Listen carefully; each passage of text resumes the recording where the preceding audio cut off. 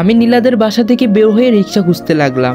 তারপরে রোডের ওপাশে একটা রিক্সা দেখতে পেলাম আর আমি সেই দিকে এগোতে থাকলাম।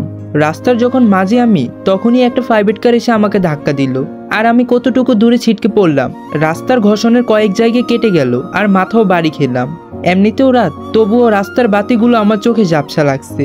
তারপরে আর কিছুই মনে নেই, মানে অজ্ঞান হয়ে গেলাম। যখন জ্ঞান ফিরল তখনই নিজেকে হাসপাতালে আবিষ্কার করলাম। আর নার্স বাহিরে গিয়ে বলল রোগীর জ্ঞান ফিরেছে, তাই ওনারা ভিতরে আসলেন।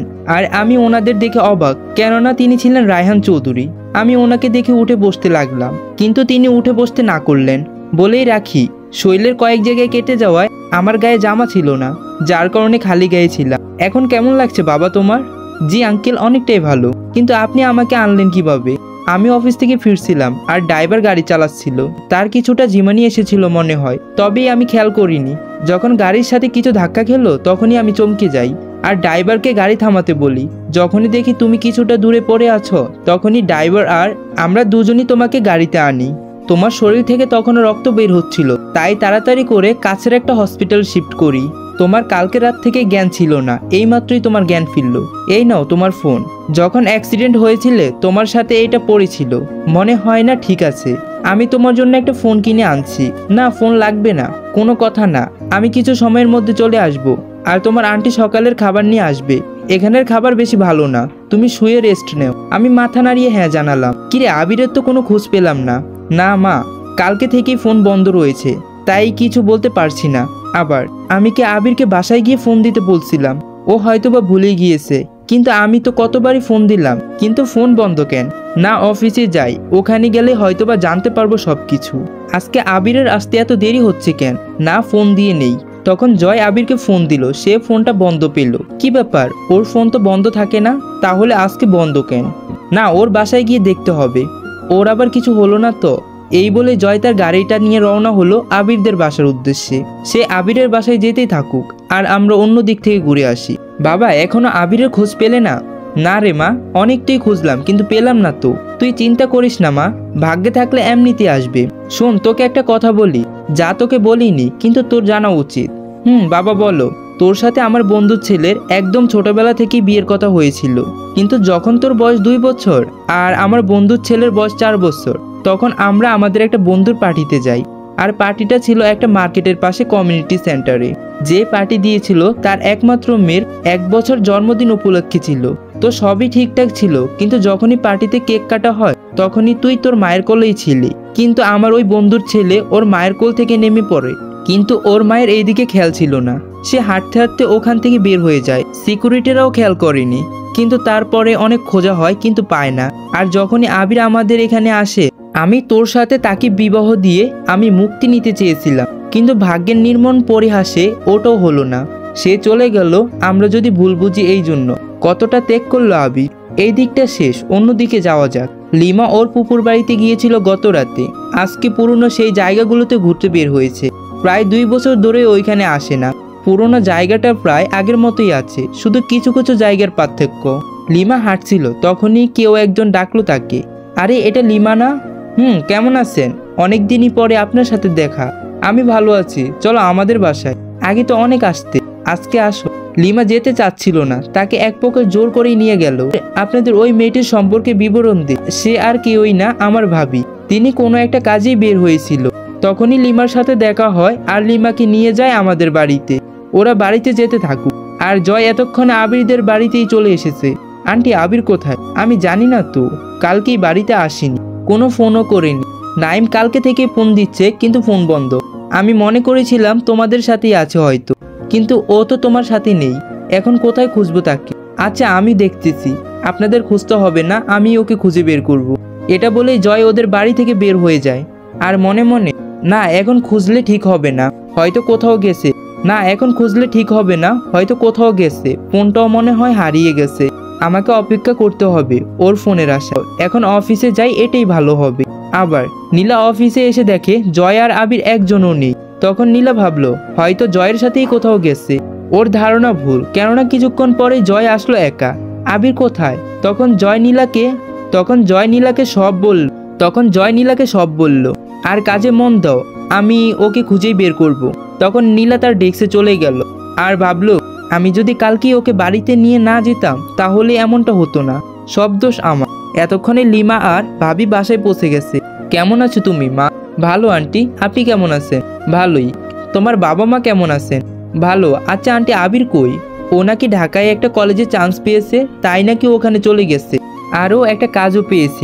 ওখানে কাজ করে যেই কারণে অন্য ভার্সিটিতে চলে গেছে। অনেক দিন পরে কালকে দেখা হয়েছিল। আমি ওকে আসতে বলেছিলাম, কিন্তু ও বলল আমার কাজের চাপ অনেক, তাই যেতে পারবো না। না, ওর ভাইয়ের সাথে ও রাগ করে বাড়ি থেকে বের হয়ে গিয়েছিল। তারপর থেকে আর আসেনি। তুমি আমাকে নিয়ে চলবে ওর কাছে? আসলে আমি ওর ঠিকানা জানি না, আগে জানতাম, কিন্তু এখন ওখানে নেই। কি করব? আচ্ছা মা, বাদ দাও। তখন ভাবি লিমার জন্য নাস্তা করে আনলো, আর লিমা মায়ের সাথে আরও কিছুক্ষণ থেকে বাসা থেকে বের হয়ে গেল। এইদিকে এখন আমার কাছে আসা যায়। আন্টির আসতে দেরি হবে, তাই আমি অন্যদিকে ফিরেই রেস্ট নিচ্ছিলাম। কতক্ষণ পরে আন্টি ইয়াসমিন চৌধুরী আসলো। আমি ডান দিকের দেওয়ালের দিকে তাকিয়েছিলাম, তাই আমি দেখতে পারিনি যে আন্টি এসেছে। আন্টি এসে আমাকে যখন ডাক দিবে তখনই ওনার চোখ আমার ফিটের উপরের দিকে যায়, এক দৃষ্টিতে ওই দিকে তাকিয়ে থাকে, আর ওনার চোখ দিয়ে জল পড়ছিল। আমি যখনই কারো উপস্থিত বুঝতে পেরে ওনার দিকে তাকালাম, তখনই দেখলাম ওনার চোখে জল। আপনার চোখে জল? আচ্ছা বাবা, তোমার পিঠের উপরের দিক একটা সিংহর চিহ্ন আছে, ওইটা কিসের? আমি জানি না, এটা অনেক আগে থেকেই আমার আছে। যখন আমি মাত্র বুঝতে শিখেছিলাম তখন থেকেই দেখছি এটা আমার কাছে আছে। বাবা, তুই এতদিন কই ছিলি? তুই আমার হারিয়ে যাওয়া বড় সন্তান। আজ থেকে 17 বছর আগে তুই হারিয়ে গিয়েছিলি। এটা বলেই উনি আমাকে জড়িয়ে ধরলো। আমি কিছুই বুঝতে পারছি না উনি কিভাবে আমার মা। আমার মা তো আসছেন, তাহলে কি ভাই যেই কথাই বলেছিল ওইটাই ঠিক? চলেন যাই ফ্ল্যাশব্যাকে। যেই দিন ভাইয়া আমাকে মেরেছিল সেই দিন মা সহ অন্যরা যখন ঘরে যায় তখনই ভাই বলে, তুই আমার আপন কেউ না, আমি আমার এই সব সম্পত্তি একটু তোকে দেব না, পারলে তুই নিজেই বড় হয়ে করে নিবি। আমি তখন ভাইয়ের কথাই কিছুই বুঝলাম না। আজ বুঝতে পারছি কেন ভাই এই কথাটা বলেছিল। আর আজ আপনারা বুঝতে পারলেন আমি কেনই বলেছিলাম আমাকে অনেক বড় হতে হবে। পথ তো এখন অনেক দূর, কিন্তু আমি যদি তার আপন কেউই না হই তাহলে কেন আমি জানলাম না? আশেপাশের লোকেরাও তো জানবে, কিন্তু তারাও কেন জানলো না? এটা হয়তো একটা রহস্য, কিন্তু এটাও বলবো, তবে এখন না। এখানে যা যা হয়েছিল সব আমার মাথার উপর দিয়ে যাচ্ছিল, তবুও নিজেকে ঠিক করলাম, কেননা এর শেষ পর্যন্ত আমাকে পৌঁছাতেই হবে।